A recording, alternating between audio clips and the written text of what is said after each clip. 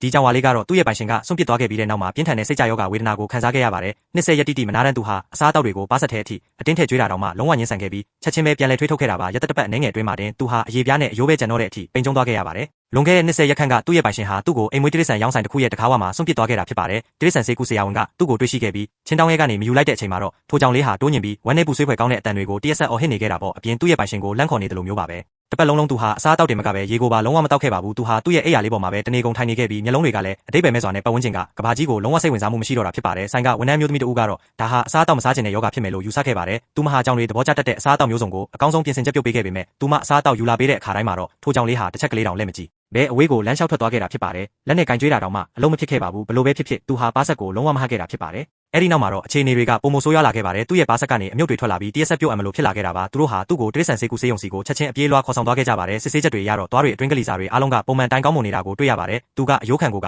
အစားမစားချင်တာဖြစ်နေတာပါသူ့ကိုအသက်ဆက်နိုင်ဖို့အတွက်ဆရာဝန်တွေအနေနဲ့တခြားနည်းလမ်းမရှိတော့တာကြောင့်နေတိုင်းအာဟာရဓာတ်တွေတွင်းပေးခဲ့ရပါတယ်အိမ်မွေးတိရစ္ဆာန်အမှုကျင့်ဆိုင်ရာကျွမ်းကျင်သူတို့ကဒီအကြောင်းကိုကြားသိရတဲ့အခါမှာတော့စိတ်မကောင်းစရာကောက်ချက်တစ်ခုကိုဆွဲချက်ချလိုက်ပါတော့တယ်ဒီကြောင်လေးဟာအစွန့်ပစ်ခံရတာကြောင့်စိတ်ကြယောဂပြင်းထန်စွာခံစားနေရတာဖြစ်ပြီးဒါကိုကုသနိုင်မဲ့တစ်ခုတည်းသောနည်းလမ်းကတော့သူ့ရဲ့မူလပိုင်ရှင်ကိုပြန်လည်ရှာဖွေပေးဖို့ပဲဖြစ်ပါတယ်စေတနာဝန်ထမ်းတွေဟာဒီကြောင်လေးရဲ့နမီနဲ့ဓာတ်ပုံတွေကိုဒေတာတွင်ကွန်ရက်တွေပေါ်မှာဖြန့်ဝေပြီးနေရာအနှံ့လိုက်လံကြေညာခဲ့ကြပါတယ်နောက်ဆုံးမှာတော့တယောက်ယောက်ကသူ့ကိုမှတ်မိသွားခဲ့ပြီးပိုင်ရှင်ဖြစ်သူရဲ့လူမှုကွန်ရက်စာမျက်နှာစီကိုလမ်းညွှန်ပြသခဲ့ပါတယ်လူမှုကွန်ရက်ပေါ်ကဓာတ်ပုံတွေရတော့ပျော်ရွှင်စရာဘဝလေးကိုမြင်တွေ့ရတာပေါ့ဒီကြောင်လေးဟာအရင်ကတကယ့်ကိုအချစ်ခံခဲ့ရတာအထင်ရှားပါပဲဒါဆိုရင်ဘာကြောင့်သူ့ကိုစွန့်ပစ်ခဲ့ရတာလဲအဲ့ဒီအချိန်မှာပဲတိရစ္ဆာန်ဆေးကုဆရာဝန်ကအချက်တစ်ခုကိုသတိရသွားခဲ့ပါတယ်ဒီကြောင်လေးကိုလာမပစ်ခင်ရက်ပိုင်းလိုလောက်ကအမျိုးသမီးတယောက်ရောက်လာခဲ့ဘူးပါတယ်သူမဟာအသေးအတန်ဖျားနာနေခဲ့ပြီးမတေဆုံးခင်မှာသူမရဲ့ကြောင်လေးကိုပြုစုဆောင်ရှောက်ပေးမဲ့သူကိုလိုက်လံရှာဖွေနေတာဖြစ်ကြောင်းပြောပြခဲ့ဘူးတာပါသူတို့ဟာထိုမျိုးသမီးရဲ့လိပ်စာအတိုင်းလိုက်သွားခဲ့ကြပေမဲ့အိမ်ကတော့လုံးဝလွတ်လပ်စိတ်သုံးနေခဲ့ပါပြီအိမ်နီးနားချင်းတဦးရဲ့အတီးပြုချက်ရတော့ထိုမျိုးသမီးဟာကင်ဆာယောဂါနဲ့ကွယ်လွန်သွားခဲ့ပြီဖြစ်ပါတယ်သူမရဲ့နောက်ဆုံးချိန်ထိထိုကြောင်လေးအတွက်အချိန်မီအိမ်ကောင်းကောင်းတစ်ခုရှာမပေးနိုင်ခဲ့တာကိုမိမိကိုယ်ကိုအပြစ်တင်သွားခဲ့ရှာတာဖြစ်မှာပါအမျိုးသမီးငယ်လေးတဦးကဒီစိတ်မကောင်းစရာဇလန်းကိုကြားသိသွားခဲ့ပါတယ်သူမကိုယ်တိုင်လည်းမကြသေးမီကမှချစ်လှစွာသောအိမ်မွေးတိရစ္ဆာန်လေးကိုဆုံးရှုံးခဲ့ရတာကြောင့်ဒီကြောင်လေးဘာတွေခံစားနေရမလဲဆိုတာကိုအပြည့်အဝကိုချင်းစာနားလည်ပေးနိုင်ခဲ့တာပါသူမကိုယ်တိုင်လည်းပြင်းထန်တဲ့စိတ်ကြယောဂခံစားခဲ့ရဘူးတာကိုသူမဟာကြောင်လေးဘလောက်တောင်ပိန်ကျုံသွားလဲဆိုတာကိုမြင်လိုက်ရတဲ့အခိုက်အတန့်မှာတင်မျက်ရည်တွေကိုလုံးဝမထိန်နိုင်ခဲ့ပါဘူးသူမနားလည်ပေးနိုင်ခဲ့ပါတယ်သူမဟာနေ့တိုင်းဆေးရုံစီကိုလာရောက်ခဲ့ပြီးသူ့ရဲ့ဘေးနားမှာထိုင်ရင်ပြုံးပြပေးခဲ့ပါတယ်တစ်ဆက်ရက်ကျော်ကုန်လွန်သွားတဲ့အခါမှာတော့ထူးခြားတဲ့အလှည့်အပြောင်းတစ်ခုဖြစ်ပေါ်လာခဲ့တာပေါ့ကြောင်လေးဟာသူမရဲ့နှွေးထွေးမှုတွေကိုစတင်တတိပြုမိလာခဲ့ပါတယ်သူကသူမကိုအမွေးပုတ်ခွင့်ပေးခဲ့တာပါအဲ့ဒီနောက်မှာတော့သူမကလက်ကိုကမ်းပေးလိုက်တဲ့အခါသူကလည်း